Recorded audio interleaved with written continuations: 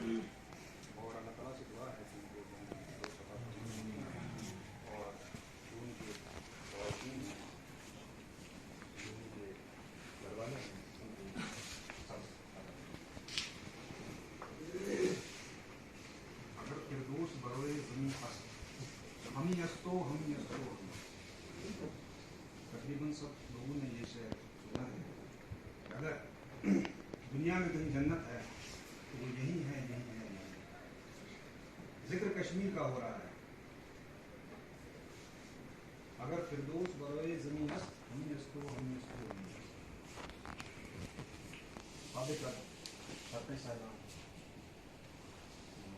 North Kashmir transporter association के president Shafi साहब, सोम stand number 1 Kupwara के प्रेसिडेंट शौकत साहब, मेरे स्टाफ के मेंबर्स और किरण की गयूर अवाम को मैं सबसे पहले अस्सलाम वालेकुम पेश करता हूँ।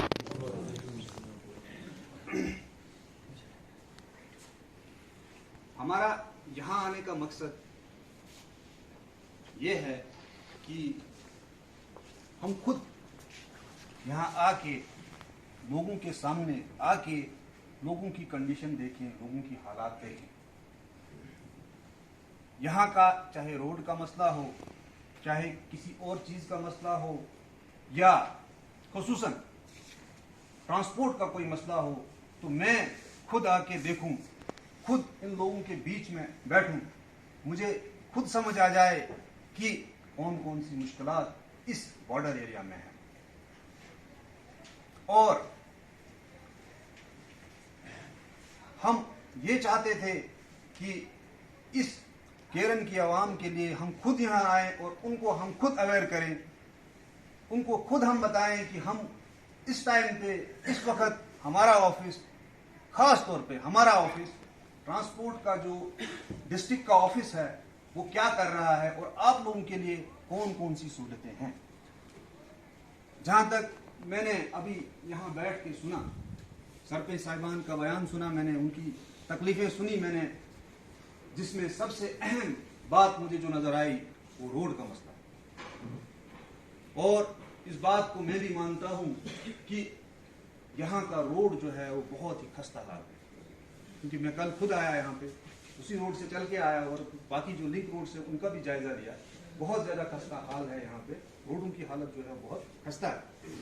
इस रोड का जो मसला है ये मैं आपको बता दूं कि ये डायरेक्टली मेरे कंट्रोल में नहीं है कि मैं खुद जाके जो है डायरेक्ट इसमें कोई एक्शन करूं, मगर जितना मुझसे हो सके, ये आपसे वादा है, मैं यहां से जब जाऊंगा तो मैं डीसी साहब से पर्सनली मिलूंगा। इस बार पर्सनली उनको रिक्वेस्ट भी करूंगा और एक्सन आरएनडी को भी और बीकन को भी मैं बता दूंगा ये मसला है और काइंडली इस पे जो है नजरसानी की जाए। उसके बाद जो मकसद हमारा यहाँ आने का है, अहम और मेन मकसद जो है, जो अहम मकसद है, वो है हमारा अवेयरनेस प्रोग्राम। अवेयरनेस प्रोग्राम का मतलब क्या है कि हम सब जानते हैं कि ये जो इलाका है ये बॉर्डर इलाका है, ये बॉर्डर एरिया है। यहाँ के लोगों को मेन टाउन की एक्सेस बड़ी कम है। बहुत सारे लोग तो मुझे लगता है श्रीनगर, जम्मू या किसी और जगह जो है बहुत ही कम गए होंगे। तो उनको घर में बैठ के यहाँ पे आके हम ये समझाएंगे, उनको अवेयर करेंगे कि हमारे पास कौन कौन सी फैसिलिटीज हैं जो आप लोग अवेयर कर सकते। इसलिए हमने ये बैनर्स भी बनाए। ये बैनर्स बनाए जैसे आपको मैं ये बता दूं कि मैंने पहले भी बहुत सारे डिपार्टमेंट्स में काम किया है। जैसे शफी साहब ने बता दिया कि मैं वीडियो भी रह चुका हूं और मैं रूरल डेवलपमेंट में मैं अच्छा खासा काम किया है, 1.5 साल मैंने काम किया है और सरपंच साहिबान की मुश्किलात को मैं अच्छे से समझता हूँ कि ग्राउंड में जो है क्या हालात होती है और किस तरह काम करना पड़ता है, कौन कौन सी मुश्किलात से इंसान को दो चार होना पड़ता है। फिलहाल उस जानिब में नहीं जाऊंगा। जो आज खास हमारा मकसद है वो ये है कि हम आप लोगों को ये बता दें कि आज का जो सिस्टम है हमारा ट्रांसपोर्ट ऑफिस का, वो ऑनलाइन सिस्टम है। मतलब क्या हुआ ऑनलाइन सिस्टम का? ऑनलाइन सिस्टम का मतलब ये हुआ कि हमारी सभी सर्विसेज, आज मैं बता दूंगा सभी सर्विसेज हमारी ऑनलाइन है। हम मैनुअल तरीके से कुछ काम नहीं करते हैं आजकल। आज सारा ऑनलाइन सिस्टम है, डिजिटल मोड पे। मतलब क्या हुआ ऑनलाइन सर्विस का? अब मैं इसको और ज्यादा सिंपल करते हुए आपको बता दूं कि किसी को अगर ड्राइविंग लाइसेंस बनाना है, जो सबकी जरूरत है, जो 18 साल से ऊपर है, वो सबकी जरूरत है। किसी को ड्राइविंग लाइसेंस बनाना है, उसको ऑनलाइन अप्लाई करना है। बाज़ाब्ता इसीलिए ये चार्ट बनाया हुआ है हमने। इसमें बाज़ाब्ता साइट दी हुई है कि कहां पे जाना है। ये लिखा हुआ है www.parivan.gov.in। यहां पे जाके आप अप्लाई कर सकते हो, ऑनलाइन अप्लाई कर सकते हो। अब ये बदकिस्मती है इस इलाके की, यहाँ पे नेट कनेक्टिविटी नहीं है, यहाँ पे ऑनलाइन सर्विसेज मुझे नहीं लगता उस लेवल की होंगी। लेकिन तब भी आप लोगों को ये चीज पता होनी चाहिए कि अगर हमें ड्राइविंग लाइसेंस बनाना है, हमें किस तरह से जाना है, ताकि आप लोग इतने अवेयर हो कि कोई दूसरा बंदा जो है आपको एक्सप्लॉइट ना करे। आज ऑनलाइन सिस्टम है, लर्नर लाइसेंस के लिए ऑनलाइन अप्लाई करना है, डीएल के लिए ऑनलाइन अप्लाई करना है, और ट्रायल देने के लिए सिर्फ गाड़ी लेके ट्रायल ग्राउंड पे आना है।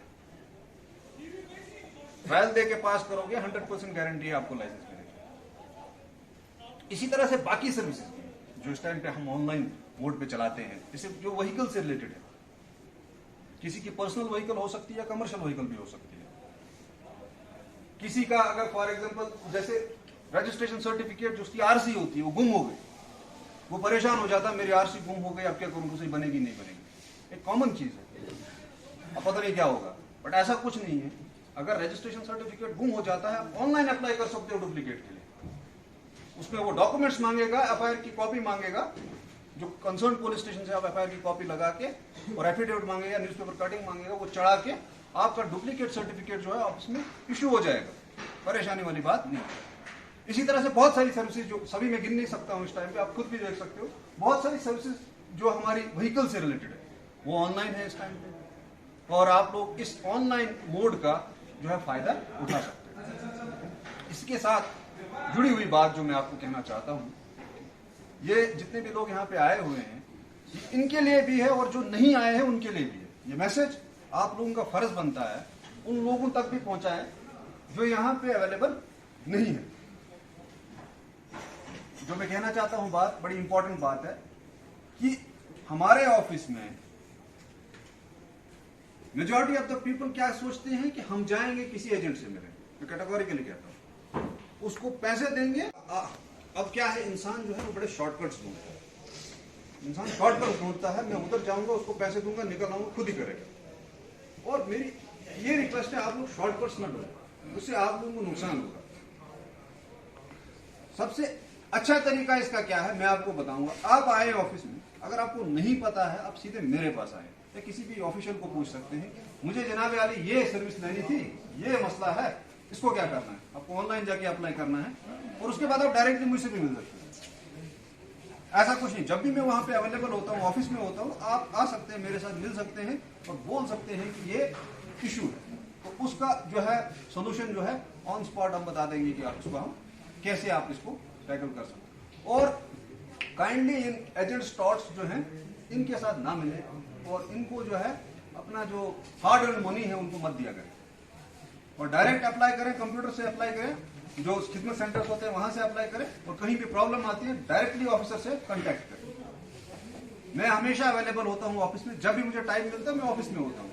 अब चंद लिमिटेशन होती है, जैसे मुझे एडिशनल चार्ज भी है, मुझे वहां भी जाना पड़ता है, तो वो एक अलग बात है। लेकिन आप जब ऑफिस में आओगे, अगर मैं वहां पे हूँ आप डायरेक्टली मुझसे मिलोगे। अगर मैं नहीं मिलूंगा तो आप वहां के कंसर्न जो वहां का सेक्शन का जो बंदा होगा उससे मिलके जो है इंफॉर्मेशन ले सकते हो।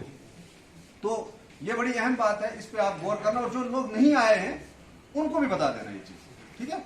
ये भी एक मकसद था मेरा यहाँ आने का, कि क्योंकि जो ज्यादा पेरिफेरी पे लोग होते हैं, जो ज्यादा बॉर्डर पे लोग होते हैं, उनको उतनी अवेयरनेस होती नहीं, पता नहीं होती है चीजों की। और सबसे बड़ी बात, जब आपको चीज का पता ही नहीं तो आप करोगे क्या, मसला ये है ना। तो इसलिए इस चीज पे आप गौर करेंगे। उसके बाद एक और अहम मुद्दा जो है वो ड्रग्स का है। हमारे जो ट्रांसपोर्टर्स होते हैं, जो ट्रांसपोर्ट से रिलेटेड लोग होते हैं, जुड़े हुए लोग होते हैं, उनको वल्नरेबल सेक्शन भी कहते हैं। वल्नरेबल ज्यादा होती है, जो ड्राइवर्स होते हैं, कंडक्टर्स होते हैं, ये जल्दी इस लत में लग जाते हैं, ड्रग्स में लग जाते हैं। और इसलिए हमारा फर्ज बनता है, सब लोगों का फर्ज बनता है, सबके साथ बैठे हैं, बाकी लोग बैठे हुए हैं, सब लोगों का फर्ज बनता है कि इसमें एक आप रोल प्ले करें। ये ड्राइवर नहीं है, वो खुद ड्रग की तरफ जाता है। आप ये मान के चले वो भी एक इंसान है, उसके पीछे कुछ होगा तब जाके वो ड्रग्स की तरफ जा रहा है। हो सकता है उसकी कोई फैमिली का इशू होगा, हो सकता है उसकी जो नर्चरिंग हुई है, जो पहले पैदाइश हुई उसके बाद वो बड़ा हुआ है, वो उसी माहौल में हुआ, फिर जाके वो ड्रग्स में चला गया।